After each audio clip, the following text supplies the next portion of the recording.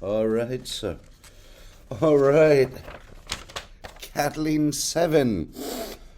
Where do I even begin with this chapter? Okay, I will confess, I have been a bit nervous about this chapter. Excited and nervous. There's so much to say that I don't quite know where to begin. All right, I guess this will be one of the rare occasions where I actually proceed in a traditional order, greeting guests and whatnot. Okay, so here it goes. Welcome, dear listener, to the rambling commentaries of an insane person online. We go through George R. R. Martin's Song of Ice and Fire, one chapter at a time. And right now, we are about to embark on chapter 51 in Storm of Swords, Catelyn VII. Sip of coffee. Those guys who sip their coffees through their mics. Okay, what next? See, I'm not used to conducting things this way. All right, who is this commentary for? I'd say ideally anyone who happens to be into the Song of Ice and Fire. Even if you've read these books multiple times, chances are you can hopefully still find new things here. Or better still, or if you happen to be a first-time reader, then I'd say this could be a good resource to connect some dots of what you've been reading so far, but only, big caveat here, only as long as you have made it at least until the end of this chapter here, because in a few minutes I'm going to spoil the hell out of it, and believe me, this is a chapter you don't want spoiled. Because I aim to keep these commentaries spoiler-free, so whatever reference I might make to other chapters in this series, they will be past chapters, not future ones. In other words, I will be looking back and not ahead.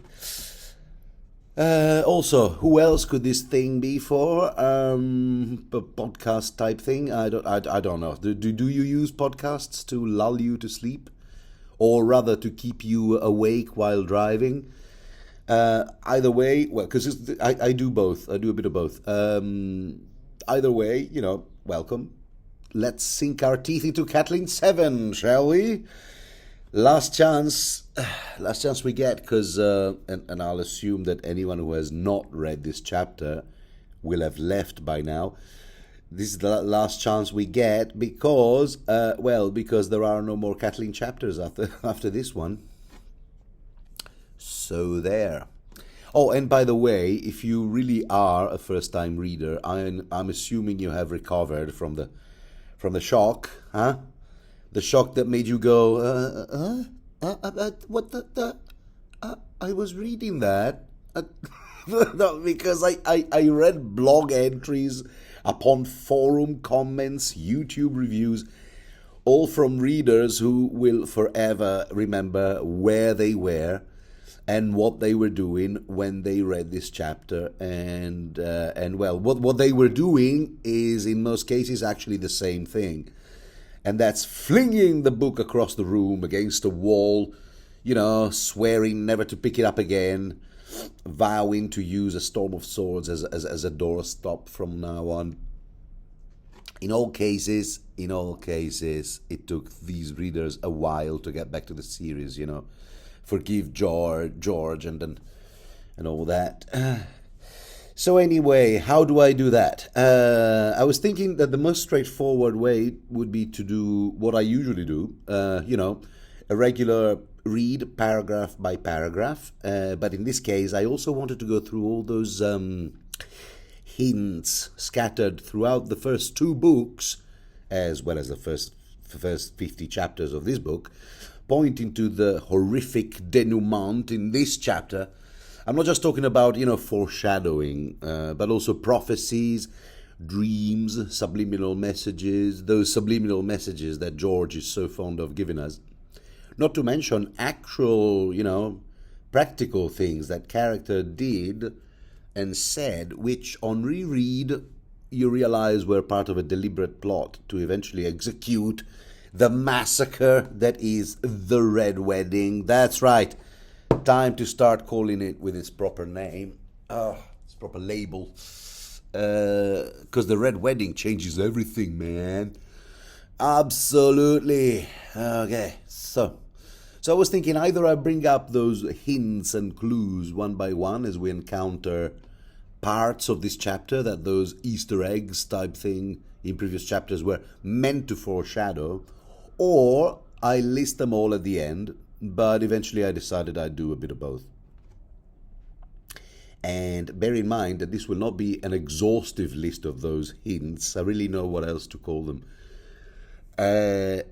It's not going to be an exhaustive list because some of them were actually planted to foreshadow not so much the Red Wedding, but rather one or another event forming part of the aftermath, the fallout after the Red Wedding, which I won't be dealing with here because, spoilers, but just by way of exemplifying, what happens to Rob's body after this chapter? What happens to Grey Wind? Catelyn obviously can't be in the loop of any of that, so I won't be talking about any of those foreshadowy bits because those bits were also foreshadowed. Ditto for what happens to Catelyn's body after the bloodbath. So I'll just be confining myself to those hints that pointed to the planning, execution, and prophesizing of the Red Wedding until Catelyn gets crossed off the list of characters. That is, until the end of this chapter. And I feel that another sip of coffee is needed. A word from our sponsor. Coffee. Caffeine.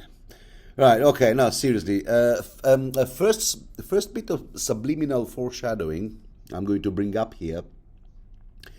Why not? This is as good a place to start as any. Sandor Clegane did say to Arya, literally in the previous chapter, your brother's bloody wedding. There. So yeah. Wow, long intro, huh? Shall we get into it? Into the actual thing? Okay. And the chapter opens with dreadful music. Dreadful. Every character who has given us an evaluation of this wedding band agrees. Arya and Sandor in the previous chapter, and now Catelyn. These musicians are terrible. And they should stick to their day jobs, which is hitmen. Well, archers.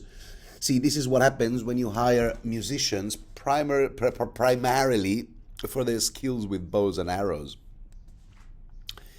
Wasn't there a movie with a hitman who carried his shotgun in a violin case, and sure enough, while a decent sniper, he turned out to be a rubbish violinist? I can't remember the title. And more interestingly, how did the phrase even advertise for the post? Hey, the twins are now recruiting enthusiastic and unscrupulous bowmen. Interesting career advancement prospects. And the next line in the personal ad, all in capital letters, must be skilled with pipes, flutes, fiddles, horns, or percussions, and available for rehearsals. In fact, the percussionist is just insane, as Catelyn remarks. Must be a prima donna because he's banging on those drums like there's no tomorrow. I can barely hear the other so-called musicians, is what Catelyn is thinking. So the guests are all crammed in there in the hall, even up there on the days. Catelyn is sandwiched between Ryman Frey, current heir to the twins crossing, and ubiquitous Roose Bolton. So she's basically caught between sweet and sour.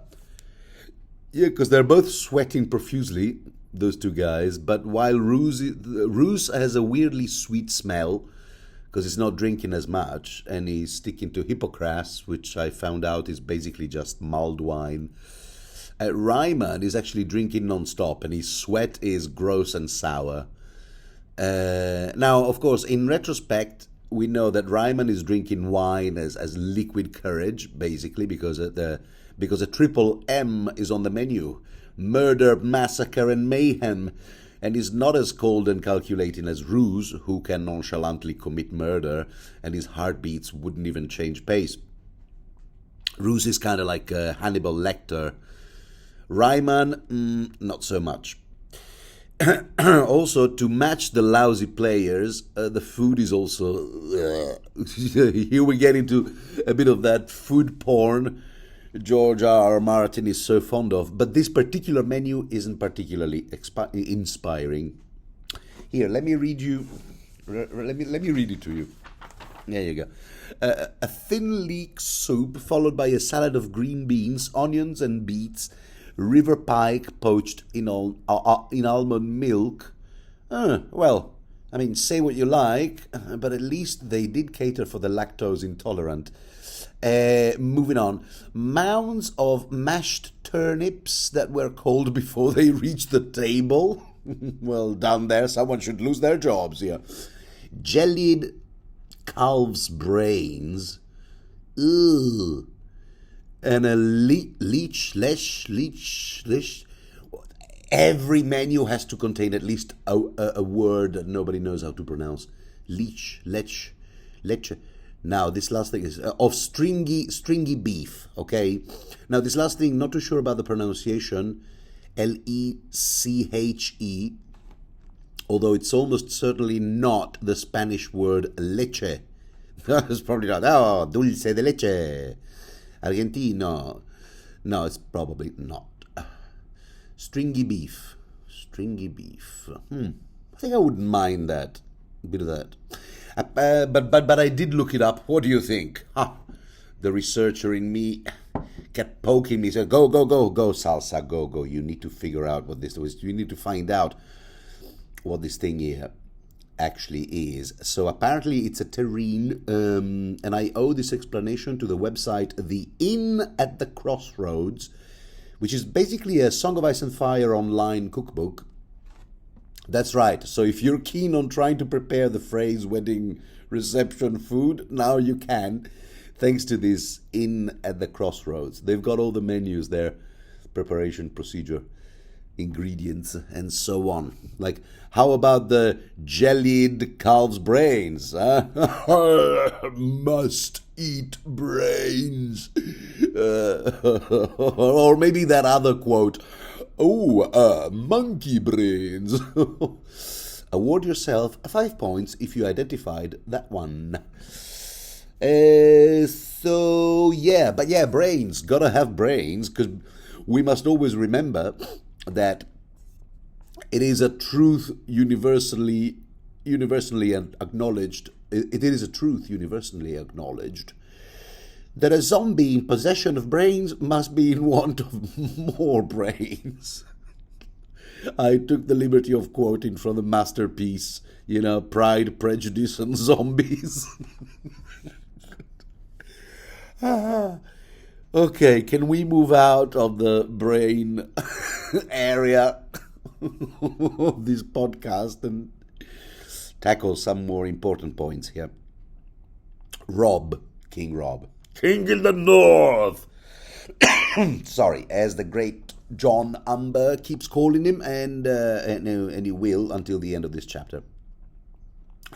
Because Rob, the food is lousy, but Rob is eating it all with gusto. I said, this is, interesting food. Because he did say in the previous chapter, he said, if it pleases Lord Walder to serve me stewed crows mothered in maggots, I'll eat it and ask for a second bowl.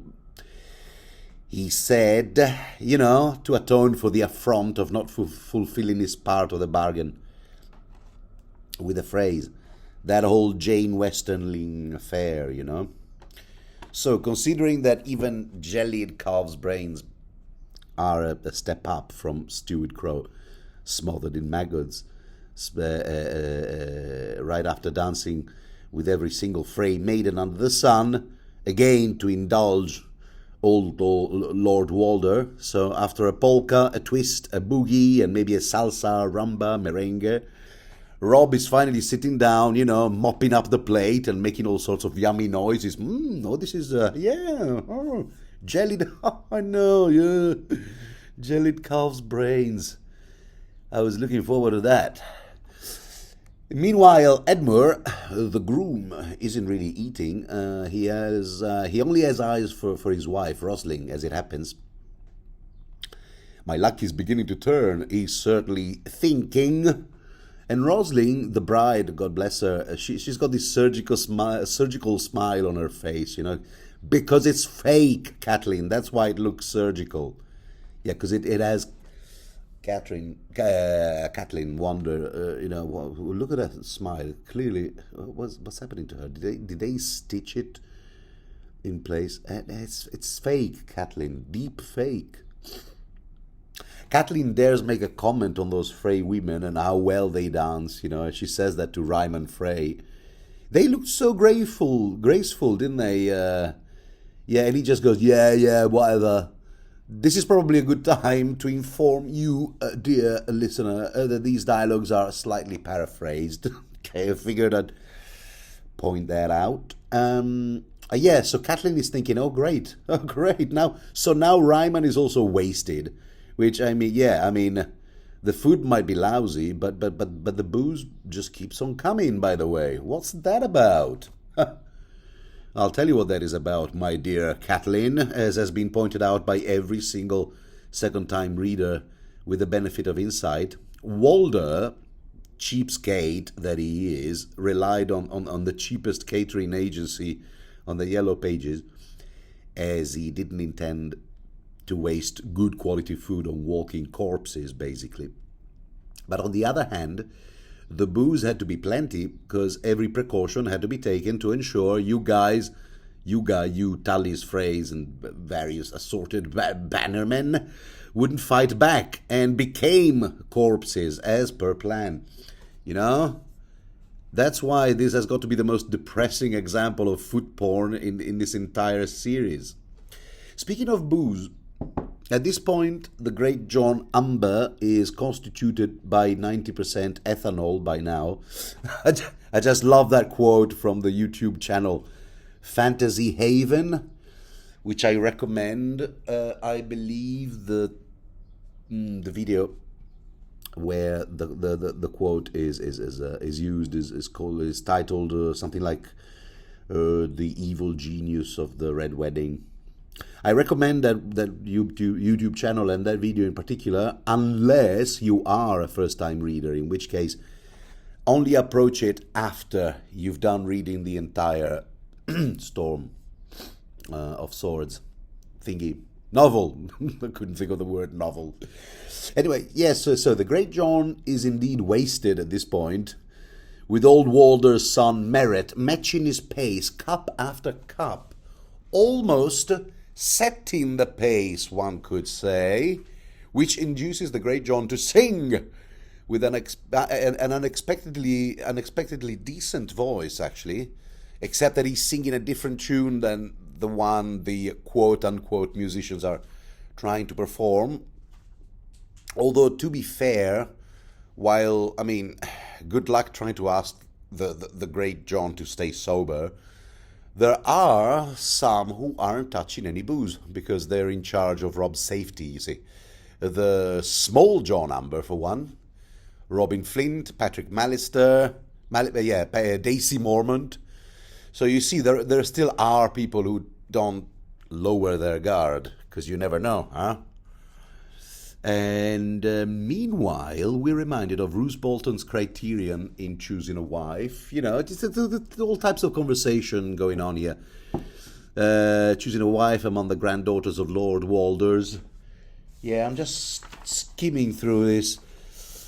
Namely, because he chose his wife, he chose the one with the highest BMI, considering that the contract provided for the dowry to match the bride's weight in silver. And it's the newlywed Lady Walda Frey Bolton, stage name Fat Walda. It's Lady Bolton herself who informs Catelyn, and she appears to be thrilled. Ooh, wow, Lady of the Dreadfort. How about that, huh? Ooh, I am the new Lady of the Dreadfort. My sister is so envious. Yeah, she's a bit of fun. I know, it's a cliche. She's jolly. I know. Anyway, so Lady Walda, Bolton.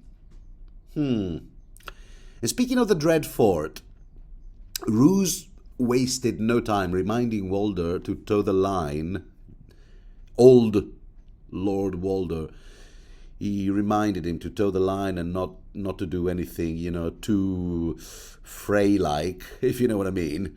And he has done that by reminding Walder that his grandsons, Little and Big Walder, are also residing at the Dreadfort currently, care of Ramsay Snow at the moment. On paper, they're fostering there, really, but yeah, they're wardens, which is in this world really means hostages, practically. So and Roose Bolton has slipped that fact, in passing. Sneaky fella, in a toast to old Walder's progeny. But Lord Walder did get the message, judging by the face he made. So yeah, interesting power play going on here. So given all these vibes, not to mention the smoke, the heat, and the bad music, all of that induced Catelyn to think, holy crap, could this wedding be any more depressing? Oh well, luckily it'll be over in a couple of hours, which, okay, I mean, I've already lost track of all of Catelyn's famous last words, but also just to give you an idea of what a depressing affair this whole thing is. One wouldn't normally expect someone to look forward to the end of a feast so that the war can finally resume. I mean, shouldn't it be the other way around? But the thing is, you see, she has a good feeling about Rob's effort to recapture Mot Cailin, which I think is pronounced Mot Cailin. Never mind. But which is currently occupied by Victarion Greyjoy, because she's thinking the Ironborn are leaderless. They don't even have a king anymore, if they ever did. And Rob hasn't yet lost a single battle. Plus, the plan of sending out Mage Mormont and Jason Mallister to sail up the neck in search of Greywater Watch and Howland Reed. Yeah, that was a good plan. Will we ever find out where those two ended up? Still rowing? Like that famous meme about Gendry / Edric, really, in the HBO series, still rowing. Look it up, this is really funny. They forgot about that character, the writer of the HBO series. I think it was absent for like an entire season. So the actor was at some point interviewed. So what happened to your character? Oh, he's still rowing. He was set in a boat, like keep rowing, boy. You'll get home eventually. Anyway, moving on. More foreshadowing is presented to us with two dogs fighting over a scrap of meat. I remember this part.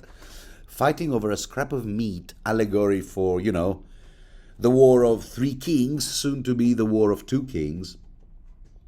But Catelyn doesn't view that sight as a foreshadowing, of anything. She's just reminded of Rob's direwolf. Grey Wind is still confined to the kennels, I imagine. Was it, that Westerling squire of him? Who took him there. No, never mind. On the topic of bodyguards, Catelyn isn't happy about that. I mean, the fact that Grey Wind isn't handy. But Walder took every precaution to ensure that the direwolf wasn't around, because Grey Wind is a force to be reckoned with, and the organization of the Red Wedding Incorporated wanted to cover all angles. So, even when Rob protested, saying, but he's harmless, really. He's just going to be sitting here next to me. And Walder said, oh, no. He said he reminded Rob that that Grey Wind startled Peter Pimple. Gotta love that name. To the point that Peter fell off his horse. And one shouldn't underestimate falls from horses, and because he remembers one of his wives who died that way. See, so Walder basically here does exactly what our elementary school teachers used to do, when they told us not to tilt our chair back, because they knew of one pupil who kept doing that, and then one day, bang, he exploded. Haha, so there, or something. Anyway, so now at that point, Rob could have simply said, yeah, mate, all right, yeah, well, so Peter fell off his horse, because he's a pisshead. But, like, it's not like we're going to be riding horses here in the hole. I mean, unless for some bizarre drinking challenge. I don't know. But he could have said that, but he didn't. He just let it go. Said, okay, so Grey Wind is not there, and by now we're beginning to wonder why so many other Freys aren't there. Oliver, Perwyn, we were told in the previous chapter, couldn't make it to the wedding of their own sister because reasons, or so told us Lothar Frey. But now we know that all Freys who happened to be fond of Robb, or who might have had a problem with the Red Wedding plan, were somehow kept out of the loop and well away. Even that Alexander Frey, we're not exactly sure why, but there you go. Who is a performer of sorts, a singer, but he couldn't make it, and he didn't, he couldn't make it up there in the gallery to join the musicians for a song. We don't know anything about this guy, actually. One by one, they all go and ostensibly take a leak. Roose Bolton, then Ryman Frey, who seems incapable of stringing a full sentence together by now. I told you he's been drinking too much liquid courage for the heinous acts he's about to commit. And Black Walder, on the other hand, he has been a mild as a lamb, in Rob's words, which should tell you that something is wrong here. Because whilst Sir Danwell Frey is playing a drinking game with Rob's bannerman Mark Piper, because Danwell's task is to get Mark Piper drunk, much like Merritt's task is to get the Great John drunk. I think these are the roles. Oblivious to all the plots within plots, the only person who seems to think he hit the jackpot is our friend Edmure, who only has eyes for Rosalind Frey. I said that before. With her surgical smile, I said that already. At which point, platters piled high with cuts of juicy pink lamb. It's all written here. It's a verbatim quote.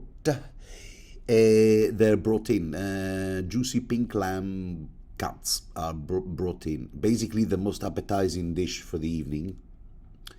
While Rob is hitting the floor with Daisy Mormont. See, I love how George R. R. Martin manages to convey sort of like a pan-shot view type thing of all these isolated, self-contained little scenes, seen from the point of view, incidentally, of someone who has a splitting headache, because that's how Catelyn is feeling right now. And the pounding of the drums is certainly not helping, Yeah.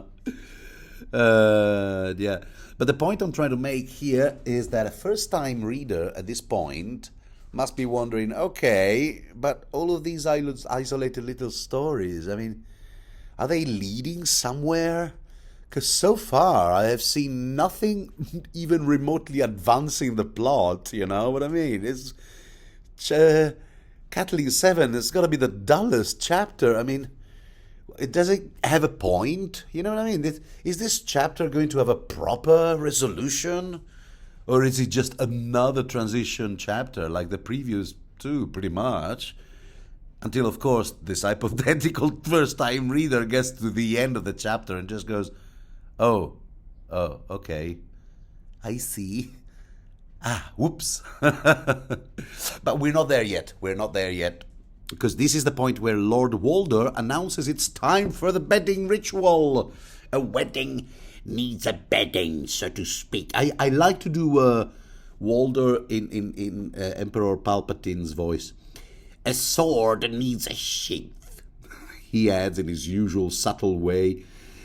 Here, let me quote from the Wiki of Ice and Fire. The bedding ceremony. The custom consists mainly of the newlyweds being carried to bed to consummate their marriage.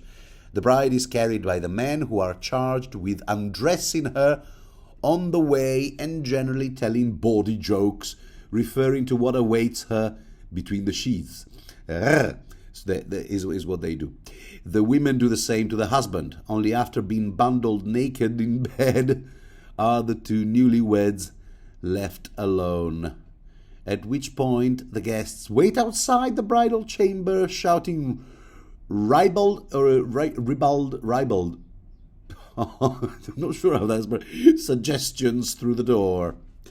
Yeah, it's on the Wiki of Ice and Fire, but it's also taken from bits and pieces from the actual books. So yeah, imagine that. This is the kind of tradition King Robert was super fond of, you know.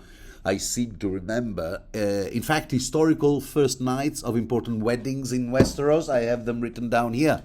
There was, of course, Stannis' wedding to Selisa. Can you imagine how cheerful Stannis and Selisa must have been during their bedding ceremony, those two? No, not to mention getting to the bed chamber only to find out that the bed had already been used by Robert in the deflowering of Delena Florent, a cousin of Selisa.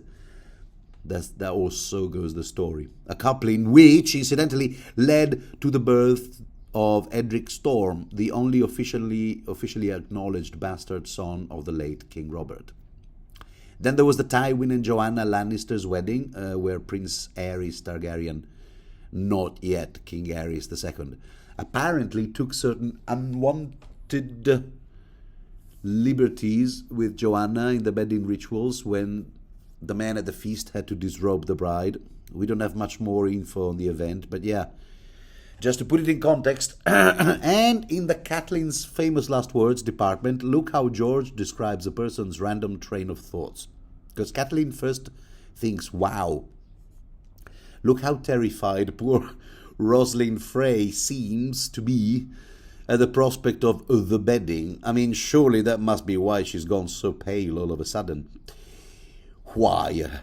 She remembers her own bedding ceremony with Jory Cassel, who no, she didn't marry Jory Cassel. Jory Cassel was one of the men who torn her gown in his haste to get her out of it. Drunken Desmond Grell, who kept apologizing for every bawdy joke, only to make another.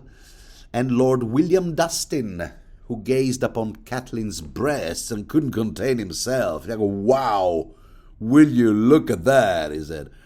Or something along those lines. This William Dustin, we will encounter his wife Barbary in a Dance of Dragons. A very interesting character, this wife of his, the widow, Lady Dustin. But the reason I said Catelyn's famous last words is because thinking of this Lord Dustin, who fought with Ned Stark at the Tower of Joy combat and died there as well. Thinking of which means that their wedding was the last time she saw this William Dustin, yeah? So thinking about him plants a not so cheerful thought in Kat's mind. Because she goes, gee, no? She goes, so many people I remember fondly have died since those days. I wonder how many people in this hall right now will be dead before long. Oh, Catelyn, you're about to find out. Yeah, because she was thinking, because the war, but yeah. So anyway, it's off to the bedding ritual. Bawdy jokes ensue as tradition demands. Ensue. From both sides of the aisle, while bride and groom are lifted up and carried to their bedchamber, as well as stripped of their clothes. Rosalind is grabbed by the Great John, who's just having a blast. Ha ha ha! We're having so much fun. Hey, this bride is a bit light, seems to me. Do you guys even feed her from time to time? Ha ha ha! The Great John is just, yeah, he's a rave. What do you call it? A rave at parties. That's what he is. And for once, Catelyn doesn't linger on the bride's hips, you know. Because now that she can see her, yes, the Great John is actually right. Poor dear Rosalind, her hips are so small and this and that. No, she doesn't say any of that. For once, she actually notices something else which seems to have escaped all other drunkards. Roslyn is crying again. Yeah. And we know why. Because, I mean, she might not have been told the entire sequence of events, this Roslyn girl, how they are, all these sort of stages, moving parts of the Red Wedding are meant to, be planned to pan out in succession. But I like to think that she has at least taken part in 1 or 2 rehearsals. I mean, every wedding has a rehearsal, a Red Wedding more so. Well, with all its moving parts, there must have been rehearsals. So yeah, in fact, I like to sort of picture it. Lothar Frey going like a choreographer. Okay, so bride and groom are now out of the way. You up there, musicians, what do you do at this point? That's right, put down your instruments, which you suck at playing anyway, and grab your bows and arrows. Yep, swoosh, swoosh, a rain of arrows on Starks, Tullys, and company. Yeah? Oh, good. Right. I have a good feeling about this production. Well done, everybody. Take 5. Yeah, it must have been something like that. I imagine the rehearsal to have gone down like that, sort of. But we're not quite there yet, because the newlywed are still being carried off, although Catelyn has decided not to join this whole frat boy type thing, until she realizes that a whole bunch of other people haven't joined either. Rob, for one, as well as Peter Pimple, who's fallen asleep, pissed as a newt. Sorry, Merritt Frey, who keeps on drinking. Jingle Bell, who, well, he's just doing his own Jingle Bell stuff. Not terribly aware of what's actually going on around him. And that is where it all starts to unravel. First, Daisy Mormont, obviously thinking, hey, yeah, Rob is safe enough, all right? Yeah, there are other bodyguards looking after him. No one's going to miss me if I hit the floor for one more cha-cha-cha. Say, hey, Edwin Frey, yeah, fancy hitting the dance floor? Uh-huh. But Edwin turns really weird here and aggressively rude, like, yeah, enough dancing for tonight. And he just takes off. I'm done dancing for the nuns. What, as in something else is on the program or in our schedule right now? And it sure ain't dancing? Is that the way of it?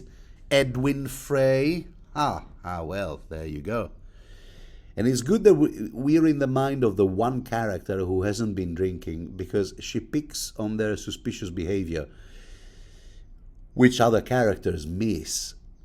Like that Wendell Manderley, who takes a break from the leg of lamb, is chewing on long enough to ask Catelyn what's going on. Is something wrong? What's up? What's happening? And Catelyn, to be sure, can't quite put the puzzle together. Not yet, anyway. Maybe Edwin took offense because Daisy asked something weird, like, hey, say, do any of you guys know how to Madison? Actually, come to think of it, yeah. This kind of looks like the kind of party where you'd expect to see some of the weirdo, the colorful characters from the Rocky Horror Show, Be it as it may, Catelyn decides to get to the bottom of it, so she follows Edwin Frey, and just as the bride and groom are about to shoved into the bedchamber, buttock naked and all, she catches up with him when the mood suddenly changes. Da-da-da. Ominous music, is what a subtitle usually reads in this case. I mean, the mood literally changes because the so-called musicians have started playing the Rains of Castamere, which really has to be one of the best examples of setup and payoff in this book. See, in both... let me have another sip of coffee before I embark into this lengthy explanation. See, in both Tyrion and Jaime chapters, we've had fragmentary origin stories for this song. Here's what Tyrion says in his thought bubble. Tyrion 3, this same book. Oh, thank God for bookmarks. Tywin had extinguished the proud reigns, this is Reynes, the reigns of Castamere and the ancient Tarbecks of Tarbeck Hall, root and branch, when he was still half a boy. The singers had even made a rather gloomy song of it. Some years later, when Lord Farman of Faircastle grew truculent, Lord Tywin sent an envoy bearing a lute instead of a letter. But once he'd heard the reigns of Castamere echoing through his hall, Lord Farman gave no further trouble. You see? And later on, with this backstory, we better comprehend what Jaime says about Vargo Hoat when he says, "That goat won't be quite so brave when my father gets hold of him." And just to drive the point home, he adds, "Shall I sing you a verse of the reigns of Castamere?" My cat would seem to agree. Yeah, please, go ahead. He's disappointed. I don't know the melody. I might know the words, but not the melody. Sorry.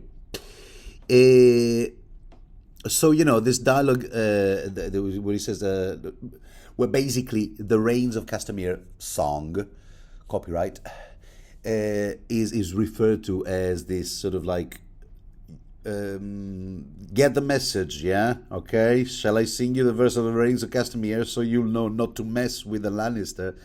Is what Jaime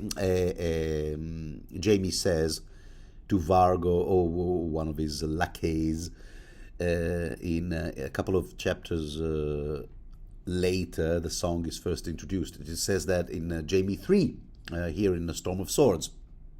See, so what we readers are meant to understand is what I'm driving at, is that the song The Reigns of Castamere, a total vanity project designed to celebrate and kiss ass to House Lannister, is seen by both Tyrion and Jaime as a message to anyone who messes with the Lannisters. As in, this is how we vanquish our enemies. See? And needless to say, not exactly an appropriate song to play at a wedding feast where ostensibly the most important guest is the leader of forces currently at war against the Lannisters. See? So that's the first massive red flag popping in Catelyn's mind. And where readers should start getting goosebumps. And at this point, Cat catches up with Edwin Frey. This whole thing has been going in slow motion, because 6 paces is what it takes her to catch up with Edwin. That's what George R. R. Martin says. And she grabs his arm to, I guess, demand some explanation of sorts, and realizes that under the silk shirt, Edwin is actually wearing an iron ring mail, as if prepared for battle. And here's where one recent hint, foreshadowy thingy, call it what you like, here is where it pays off. I say recent because it was only in the previous Catelyn POV chapter that those Freys were described as, all wrapped in heavy cloaks of thick grey wool, so much that they resembled a bunch of Michelin men. My own interpretation, okay, not an actual George R. R. Martin's quote, but yeah, a bunch of Michelin men with all those layers on them, because they were all similarly equipped underneath. Okay, that came out wrong. Because they were all wearing mail armor. It was mail, iron ring mail, you know what I mean. That's what I meant. Anyway. So Catelyn slaps Edwin real hard in the face, and he shoves Catelyn aside. And Robb, seeing that, gets all pissed off, thinking, oh, no, that will not do at all. So he makes his best "how dare you" face, is just about to intervene, when suddenly a quarrel sprouts from his side, just beneath the shoulder. That's right, he's been hit by an arrow. While the music keeps playing, if you can call it music. See, everything from this point onward is described as a nightmare, and when another arrow hits Robb, that's when Catelyn realizes that half of the so-called musicians are up in the gallery, have put down their instruments and are now handling crossbows, which had been hidden there all along. So Cat tries to run towards Jon, but someone punches her really hard on the back, and the hard stone floor comes up to slap her. I love these descriptions of people falling. With the floor rushing up to meet their face. We will see this sort of description again in the prologue of Feast for Crows. Anyway, so it's open conflict at this point. Rob's bodyguards, Robin Flint, Daisy Mormont, and Small John get involved right away, but they're surrounded by Freys, armed with daggers rising and falling. And besides, what are they going to do? I mean, the Small John Umber is using a table as a weapon as best he can. Daisy has a flagon of wine, which she proceeds to smash on Ben Frey's head. And Wendell Manderley doesn't even have that sort of weaponry. He has that same leg of lamb that he was chewing just a second ago. So good luck, Wendell. So the Small John is also hit by arrows.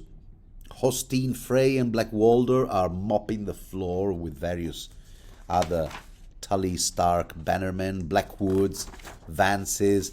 At this point, it kind of gets harder for Catelyn to tell who's who.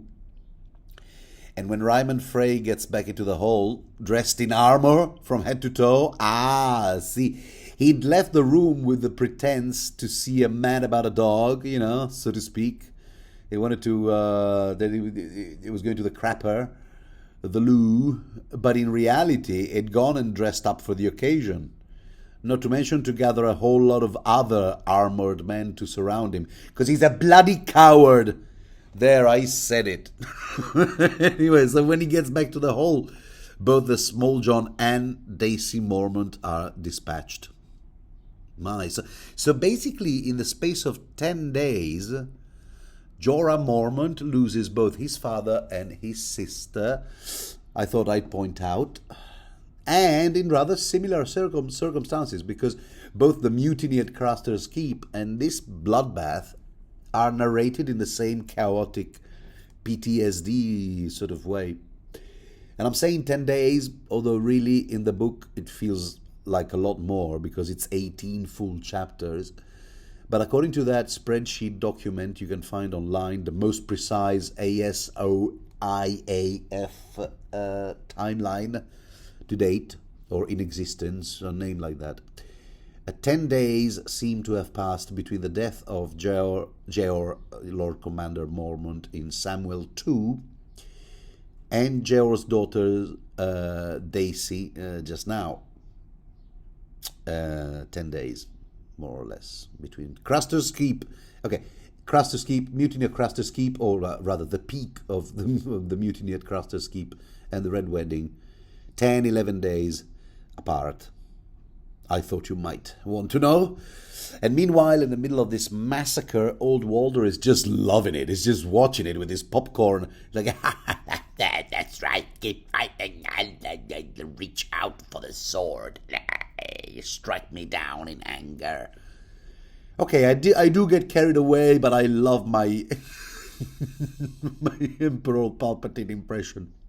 He's watching the whole thing from his high chair, still looking very much like a vulture, with his long neck. Oh, look at that. He seems, look, Catelyn is crawling through the floor, trying to reach for a dagger on the floor. Random dagger. How did it end up there? I bet she means to use it against me. I will not tolerate such a attempt on my life. Yeah, okay, all right, I'll stop. Yeah, Walder is 100% correct, actually, on that. That is exactly what Catelyn intends to do with that random dagger that appeared there on the floor, except that she's only barely managed to reach Aegon Frey, a.k.a. Jingle Bells, who also happens to be hiding under the table. The poor guy must be terrified. And when she sees Rob's collapse from the final arrow hitting him in the chest, This is where old Walder insists on having his moment, so he orders the music to stop. Hush, hush, hush, hush.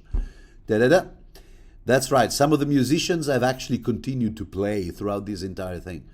Well, not anymore now, because old Walder Frey wants, at this point, is just a little bit of drums, to punctuate his words, You'd almost think he's about to burst into a song at this point. Can you imagine that? Oh, everybody shut up. Da, da, da, da, da. I just have to sing this. And My Way, or some other song, or Smokey, Where is Alice? Anyway. But no, he's not about to sing, luckily. No, he just sees this opportunity to show us how petty he is, with his dreadful sarcasm. As in, oh, sorry, Squire, seems like I killed a few of your men. But don't you worry, mate. With an apology, everything will be all right, yeah? Yeah? Isn't that your policy, Rob, huh? See what he did there, yeah? Throwing that line back at Rob, so to speak. I'm thinking of a swear word, but I don't think you're allowed to put out swear words on the internet. Anyways, it's at this point that Catelyn grabs Jingle Bells, gling, gling, gling, these are the bells, by the hair and presses the blade of that dagger against the poor guy's throat. Then, as you can imagine, she tries all sorts of bargaining, like, let us go and we'll forget this whole thing ever happened. Which, I mean, yeah, sure. Come on. Yeah, no, it's like it never happened. Okay. We'll just pretend, it was an accident.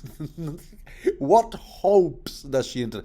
So it seemed that this first attempt clearly doesn't work, Sorry, she offers herself as a hostage. Okay, which sounds more reasonable. I mean, it sounds more plausible. But Rob seems to be totally against that idea. With what little breath he has left, he just goes, "Oh no, Mom, no." But yeah, okay. But as a bargaining, offering herself as a bargaining chip could work, but of course it doesn't. This is where a very bizarre line of dialogue takes place, because Catelyn insists. She goes, yeah, let me negotiate this thing. A mother knows best. You can survive all this. If not for me, do it for Jane at least. Blah blah blah. Do this for Jane. But Rob, and here's the puzzling thing he says. He just goes, Jane, Grey Wind.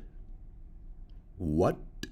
I mean, it could be interpreted in various ways, which I will now list in increasing degree of plausibility. A.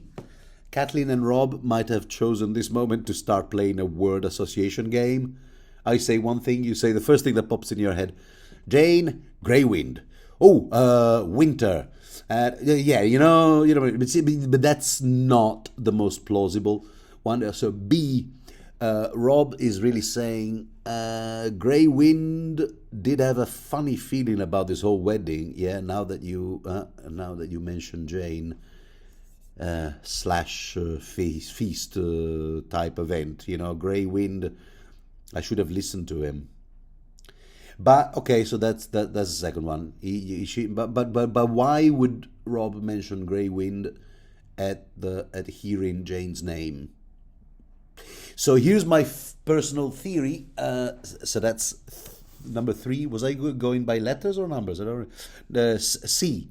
Since Rob is saying Grey Wind at the mention of Jane Westerling, Jane's name, is he getting some kind of sixth sense here, putting 2 and 2 together, so to speak, now that he's closer to dying, and he has just realized, this is my theory, that Grey Wind did see something in the Westerlings.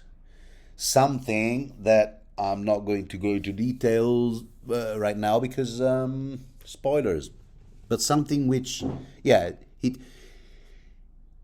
Grey Wind must have sensed something about the Westerlings, which, due to my spoiler policy, I must now shut up about. And this is the, let me just, is this the last words uttered by Rob? Is it? I don't know if there are any fan theories out there regarding this utterance we get from Rob, but I'm going with the C option, the option number 3.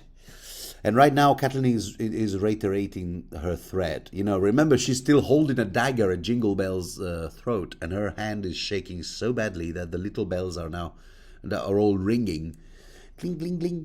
Yeah, okay. Well, you get the you get the idea. That's the sound that they make, which is basically the only noise we hear at this point, apart from the drum, you know, still pounding, and grey wind out there howling under the rain, which makes me think that it's this particular moment in time that the ghost of High Heart dreamed about. More on that later.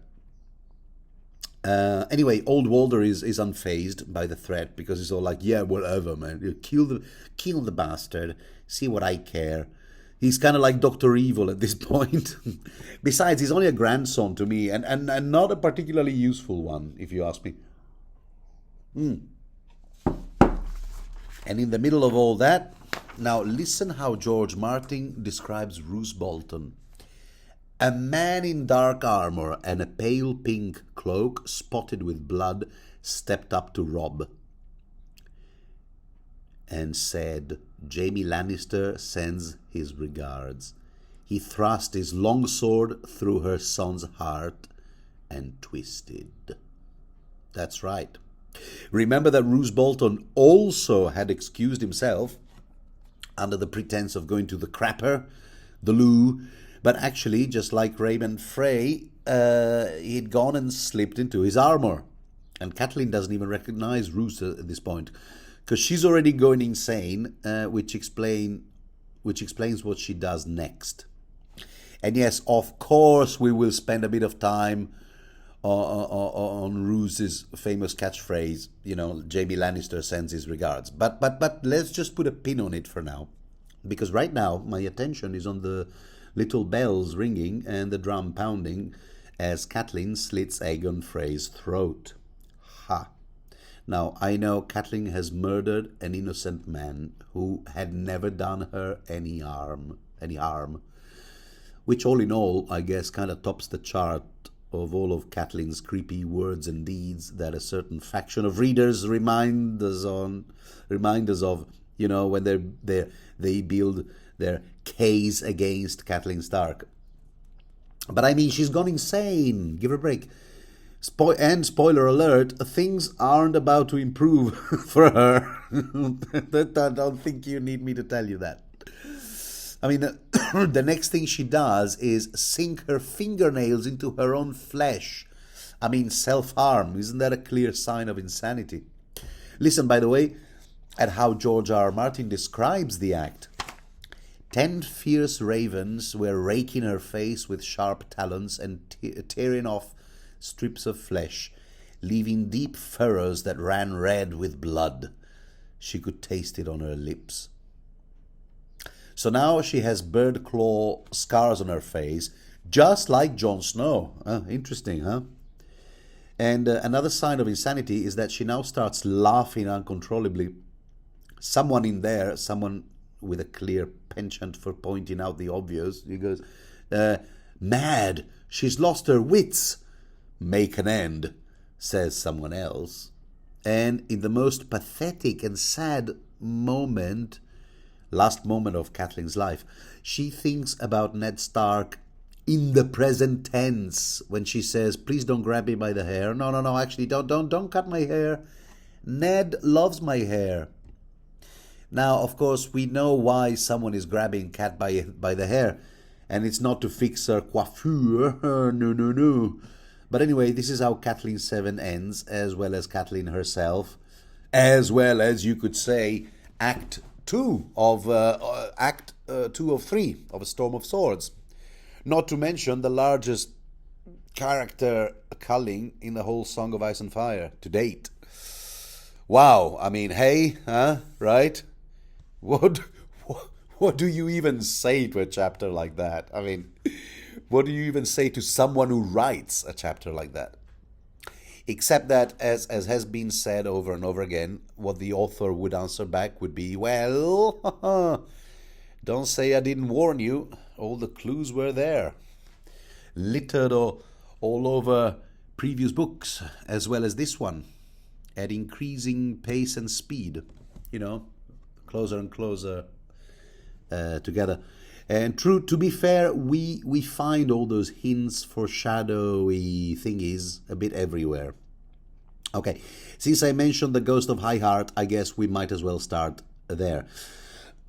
In particular, and this is where I turn to all my notes, with regards to hints that foreshadowed the Red Wedding. So here I go.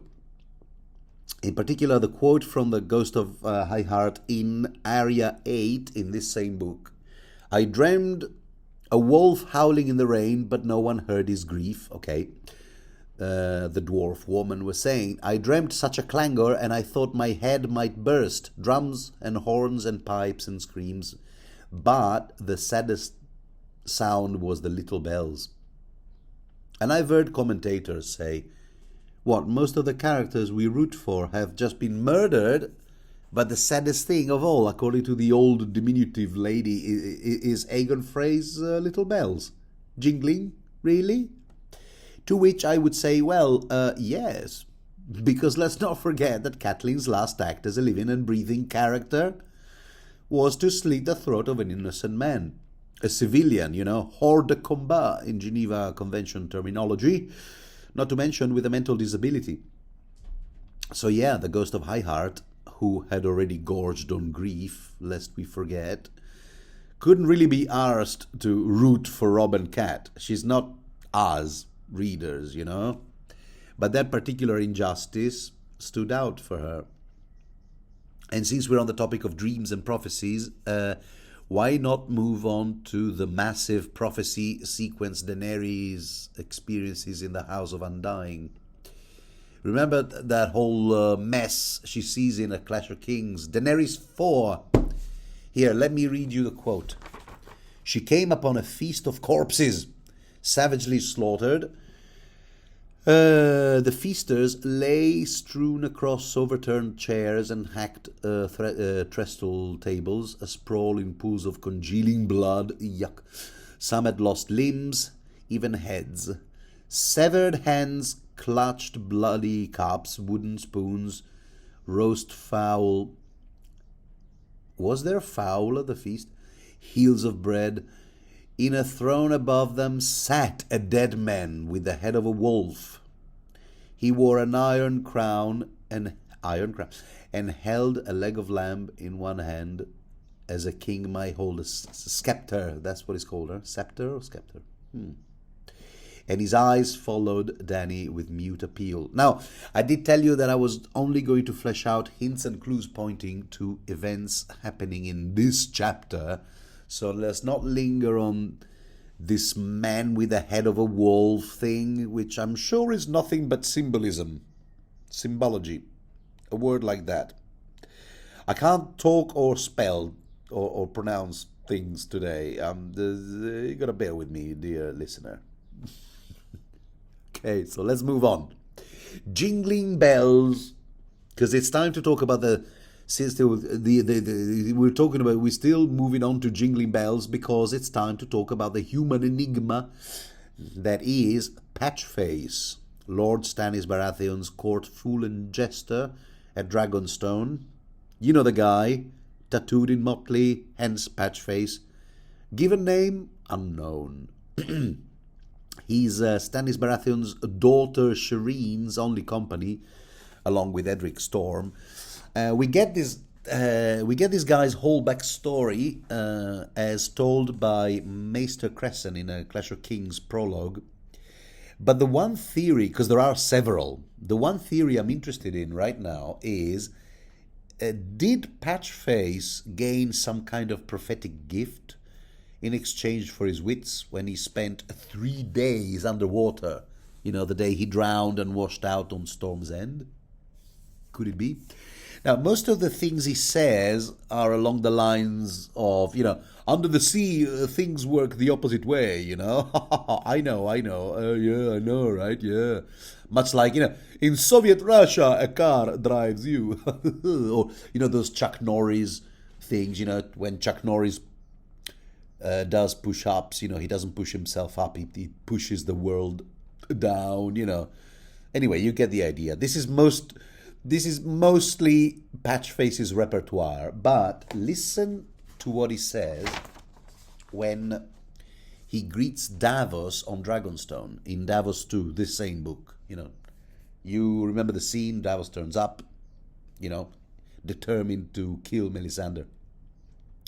And this is how Patchface greets him. Fool's blood, king's blood, blood on the maiden's thigh, but chains for the guests and chains for the bridegroom.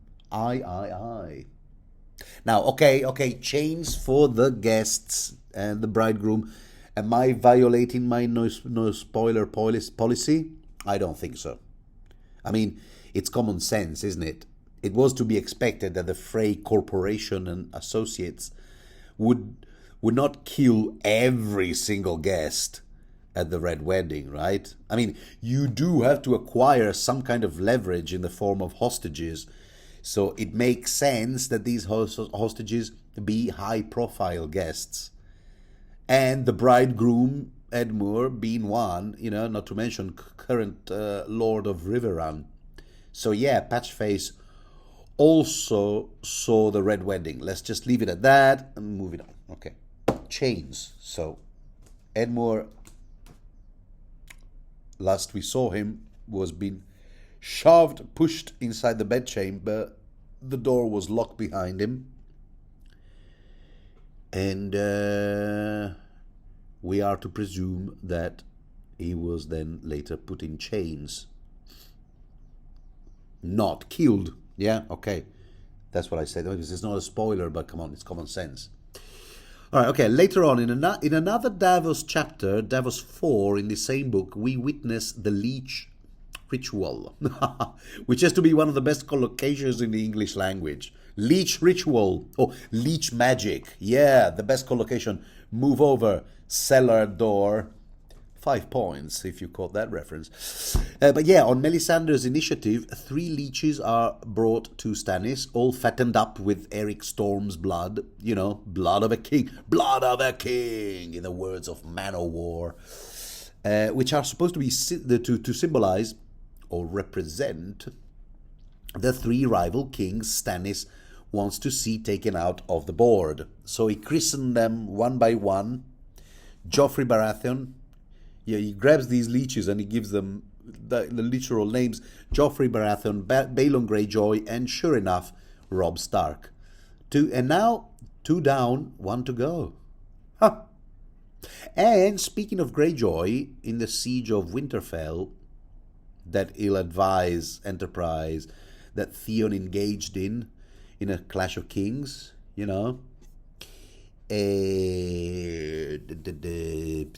here, you will remember Theon Greyjoy has this dream, in Theon 5, Clash of Kings. He dreams of a bunch of people at a feast. Here's the quote. The sight of them sent fear shivering through Theon sharp as a knife. And then the tall doors opened with a crash, and a freezing gale blew down the hall, and Robb came walking out of the night. Grey wind stalked beside, eyes burning, and man and wolf alike bled from 100 savage wounds.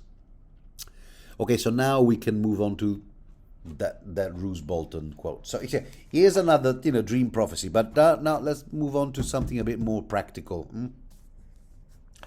Roose Bolton's quote, Jaime Lannister sends his regards, blah, blah, blah, blah. Because here readers might be divided into 2 camps. A, Jaime is innocent, or B, Jaime is part of the conspiracy and totally on board. Huh? There are merits to the Jaime is innocent theory because, okay, here it goes. When Roose holds Jaime at Harrenhal for a while, he ponders for a bit on what to do with him, which already should have flashed some, red flags to readers, because really, if Roose was a loyal Stark bannerman, he wouldn't hesitate 1 minute to have him delivered straight back to Riverrun, where Edmure would put him back in his cell. But we do know that Roose is no loyal bannerman, and readers caught on that line he uttered when he describes Robb to Jaime as the king who lost the North. So instead of delivering him to Riverrun, what he does is he sends him back home to King's Landing, where he currently happens to be right now, by the way. Yeah, because right now, at the time of the Red Wedding, Jaime's on his way to King's Landing. And nearly implores him to explain to Tywin that Roose had nothing to do with the whole sword hand chop business, yeah, and blah blah blah. And when he so I'm getting to the point, right? And when he sees him off, he simply says, "You will give my warm regards to your father." To which Jaime replies, "So long as you give mine to Robb Stark." Which, of course, it would make sense for Jaime to say, even if we believe Jaime to be completely oblivious of the Red Wedding plot. Because why wouldn't he? Why wouldn't he? As if to say, nerdy, you thought you had me, Robb, but guess what? I'm going back home. But then again, under what circumstances would Roose Bolton actually say to Robb, "Oh, by the way, Robb, Jaime Lannister, right? Remember that fella? Yeah, he said hi, right before I sent him home, instead of returning him to my rightful king. Yeah. Say, how about this crazy weather, huh? Who do you have to flirt with around here for a cup of Hippocras, huh? Am I right? Huh?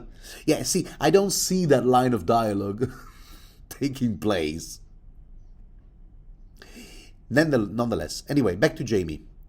If you think on the other hand, if you think he's totally on board with the plot, then I guess it would also make sense for him to say, yeah, and send Robb my warmest regards when you stab him to death.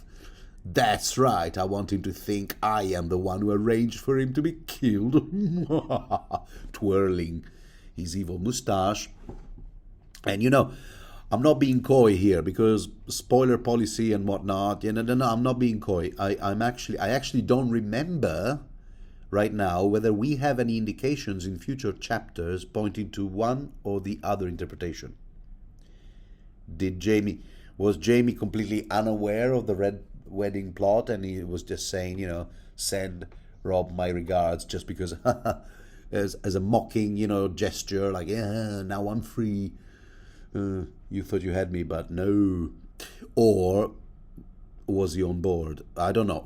I don't remember if we get any indication in future chapters pointing to one or the other interpretation, and I don't recall. Oh well, I guess that's why I'm embarking on this reread now, complete with notes in the form of these podcasts. So at least they're there for my future reread, who knows when. So, what that sends his regard line points to, and that's what I'd rather focus on here, is the Bolton-Lannister alliance, in hatching this dastardly plan. Yeah, that's right, let's face it. The phrase Old Walder on top just provided the venue, the excuse, the circumstance, and their motivation was simply to side with the winning side and to hopefully move up in society a bit, But the real major players here are Roose and Tywin. So, one more sip of coffee. So, Roose and Tywin. Any indication of a Roose-Tywin partnership? I say let's go over the timeline. Back in book 1, Bran 6, we see Robb summoning his bannermen because they gotta go fighting in the Riverlands, That's the chapter where the great John Umber keeps calling Robb Stark boy, and threatens to make a U-turn with his troops unless he's given command of the Cerwyn and Hornwood armies. And at which point Grey Wind leaps on him and bites off a couple of his fingers. And from that day on, the Great John becomes Robb's fiercest loyalist and pretty much Robb's right-hand man. I don't know if that pun was intentional. Anyway. But another bannerman demanding command of the troops is, that's right, Roose Bolton, who insists that Robb is too young and so on and so forth. And the guy is immediately introduced as intimidating, ambitious, and straight out of a horror movie. Later on, Robb will actually confess to Bran that he fears the man. He goes, let me read you the quote. Lord Roose never says a word. He only looks at me. And all I can think of is that room where they have in the Dreadfort, where the Boltons hang the skins of their enemies. I don't know about you, but to me this sounds like Robb's way of saying that the man gives him the heebie-jeebies. Though he can't quite put it in those terms, as the military leader he's supposed to be, he can't say, whenever I see him, I shit my pants. In that same chapter, a letter suddenly arrives, one of those letters Cersei forces Sansa to write back home, claiming that Ned Stark conspired at treason with the king's brothers, saying that King Robert is dead and Cat and Robb are summoned to the Red Keep to swear fealty to Joffrey. And she says they all must be loyal, so when she marries Joffrey, she will plead with him to spare Ned Stark's life and they will all live happily ever after. So at that point, what I'm saying is that at that point decisions have to be taken and fast. Anyway, so the assembly of all these Northerners goes on for a bit, dragging into Catelyn chapter, Catelyn VIII, when they all start marching, and this is where they receive news that Lord Tywin is marching north to Harrenhal, burning as he goes. And at that point, Robb does give command to Roose Bolton over the Cerwyns, the Glovers, the Hornwoods, the Lockys, the Karstarks, the Manderleys, everyone. It's insane how much power is suddenly bestowed on that man, who then marches to fight the Battle of the Green Fork, which he promptly loses. Incidentally, that's where Lord Hornwood dies, and later on we learn that Roose's son Ramsay kidnaps his widow, Lady Donella Hornswood, and forcibly marries her so he can become lord of those lands. Why? Well, because Roose gave him the green light, that's why. And at that battle, interestingly, Roose manages to lose some of the most loyal Stark bannermen, but practically none of his own Dreadfort men, which will turn out to be a pattern. Meanwhile, Tywin, after giving Roose a sound beating, decides not to pursue him, but instead goes ahead and takes Harrenhal as per plan. And that's where he'll stay, sitting pretty while Robb is fighting the Battle of Oxcross, and then in the Western Lands, the Crag, etc. In this point of the story, the two men, Tywin and Roose, aren't yet communicating. Meanwhile, Arya arrives at Harrenhal, and it's primarily from her point of view that we have to rely on now, because like when she overhears the Bloody Mummers say that Roose Bolton has occupied the Ruby Ford, for example, etc. I'm giving you all this background to help us keep track of where these two men are at all times, because at some point in that move known as the Weasel Soup, the Lannister garrison left by Tywin at Harrenhal gets overthrown by the Northerners, and it's now Roose who takes over Harrenhal. Arya at that point conveniently becomes Roose's cupbearer, so she's ideally positioned to give us a glimpse of what is being discussed at those council meetings held by Roose at Harrenhal. And two crucial things happen at this point, because A, The Ironborn start raiding the north, including Winterfell, no less. And B, Tywin is victorious at the Battle of the Blackwater, because he's marched back to King's Landing in the meantime.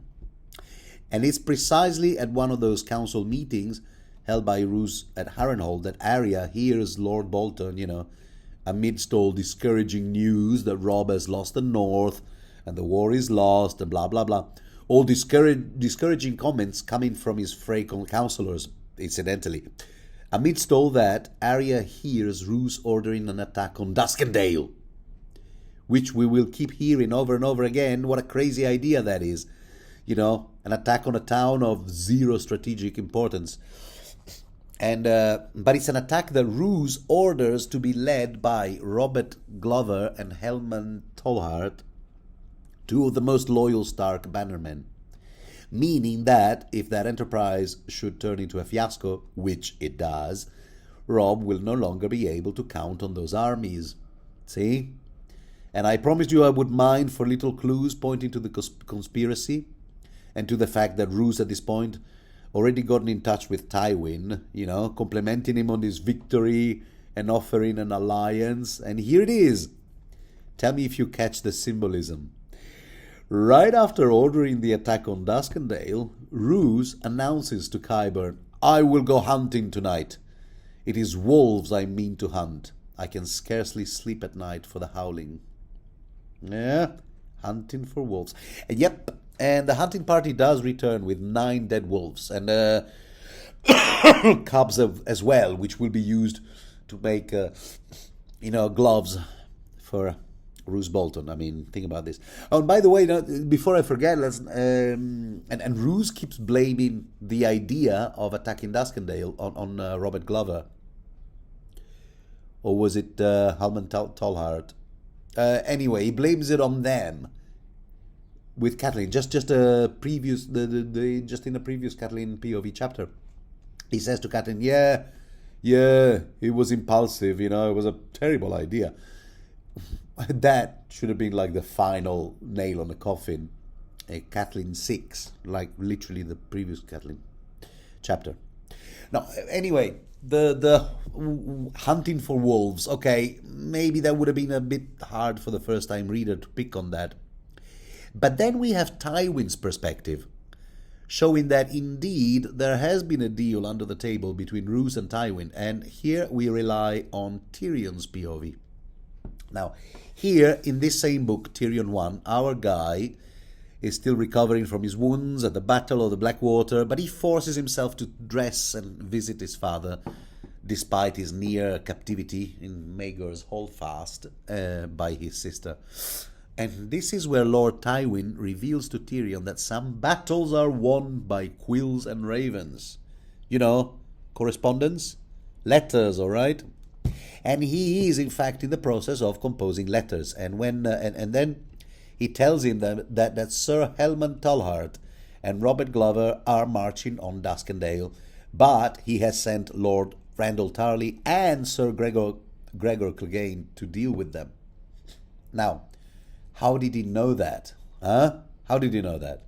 How did Tywin have inside knowledge of that attack on Duskendale? He knew because Roose told him.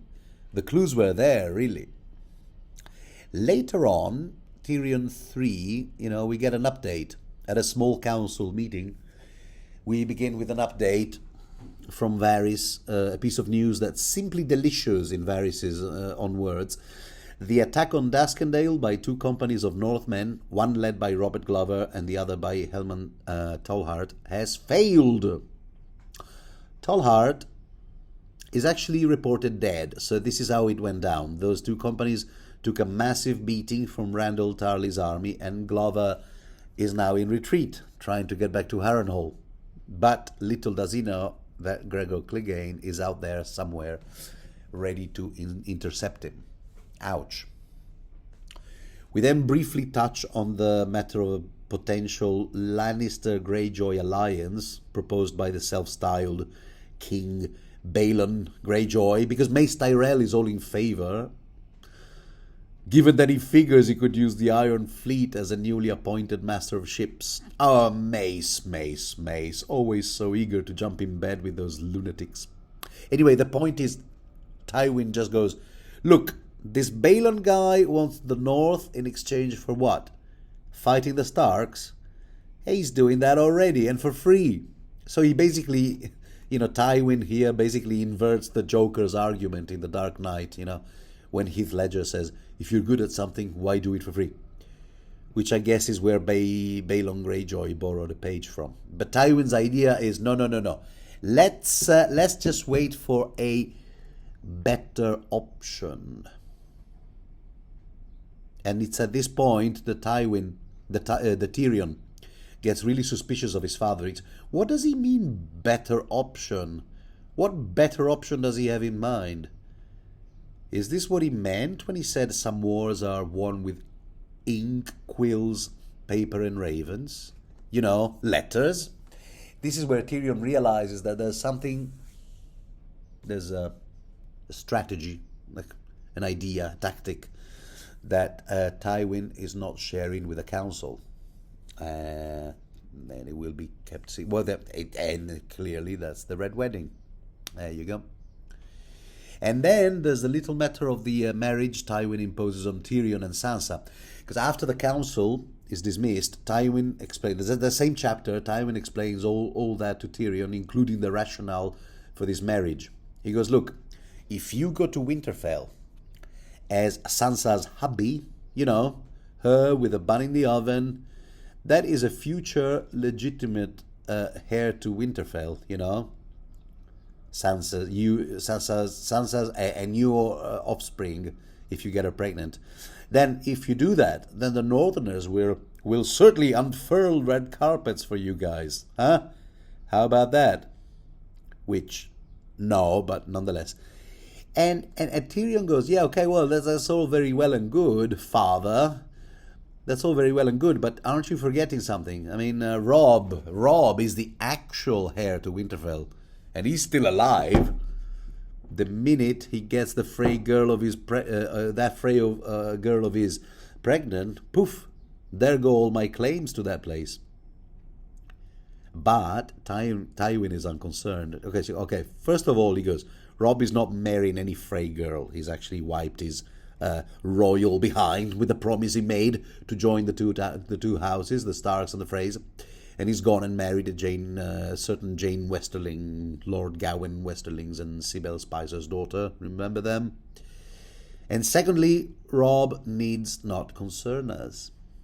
You see, he keeps dismissing Robb, Tywin does, as if he knew that Robb is living on borrowed time. Ha! And we're back full circle to the scene where Jaime goes, send my regards, etc., etc. Because when Jaime arrives to Harrenhal, Roose downright disses Robb by calling him the king who lost the North. I mean, okay, he calls him the king who lost the North without calling him the king who lost the North. But, the subtle trick of saying, some people might call him the king who lost the North. Oh, no, not me, God's forbid. But someone might, He does that Western mainstream media trick. Planting an idea in your mind, but oh, no. Far from me to say that. Far be it from me to say that. And then, of course, we're back to that puzzling decision of sending Jaime back to King's Landing, which shouldn't puzzle us anymore, because by the time Roose and Jaime are having that conversation, Tywin has become Roose's best friend. Okay? To the point that when Roose makes his way to the Red Wedding, late, even later than Robb's party, who was delayed by the rain, remember? When he does that, when Roose gets there on his way to the Twins, his rear guard is attacked by Gregor Clegane and the Lannister army. But what do you know? Only after the Dreadfort men have crossed the river on boats, so that all the casualties are Stark loyalists. The Manderleys. And now, in hindsight, I think we can say that Roose was following a script agreed upon with Tywin. He basically just kept decimating Rob's forces left and right by simply putting them in harm's way. And then went, oh, whoopsie daisy. Meh, what are you going to do? So, wow. Yeah. That's pretty much all I could think of. Let me know if I missed any hints that foreshadowed the Red Wedding in the previous novels. I, of course, left out all those bits of prophecies, dreams, plots that pointed to events that have not yet been developed or explained, you know, like the role of the Spicers, Westerlings, what happens to Catelyn's body. We'll have to wait until the epilogue for that. Rob's body, for that matter. I've already said all that before. But for now, it's time to lay to rest. Catelyn Tully Stark, yeah, rest in peace, you know. And when we return to the Song of Ice and Fire, we'll be looking at an entirely different board in the War of the Two Kings, where everything has changed as a result of what just happened here. I'll leave you with just one question. Where are Mage Mormont and Jason Mallister? Will we ever hear from them again? Or still rowing?